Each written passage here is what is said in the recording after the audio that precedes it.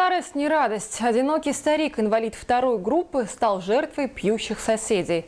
Пользуясь его беспомощностью, они отбирали пенсию, а дом превратили в питейное место.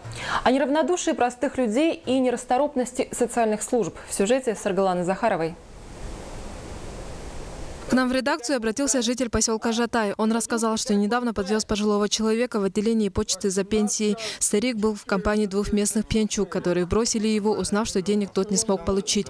Этот факт насторожил таксиста. Оказалось, что старика зовут Борис Андреевский, что живет он один, а пенсию отнимают соседи, и уже несколько дней старик ничего не ел. Я так понял, что заводит, он расписывается, получает за него деньги, девушку вывозят сюда домой опять, ну и в общем, и жируют здесь. Наша съемочная группа выехала в Жатай. С нами была представитель управления социальной защиты населения города Наталья Николаева. Старик жил в маленькой темной каморке, которая отапливалась буржуйкой. В этом доме Борис Николаевич живет 3 года. Как он попал сюда, это отдельная история. Пока здоровье позволяло, старик мог еще вести хозяйство, но чуть больше года назад давняя болезнь дала о себе знать. Он перестал самостоятельно передвигаться, каждое движение причиняет ему боль. Все отбирают, вверх ногам опрокидывают.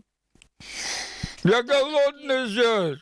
Аня и Леша звать их. Аня и Алеша живут недалеко от Бориса Николаевича. Заручившись поддержкой представителей правоохранительных органов, мы направились в дом Алексея. Нас там явно не ждали. Устоявшийся запах алкоголя, на кровати лежит больная мать. После оформления показаний хозяина дома мы отправились к его подруге Анне.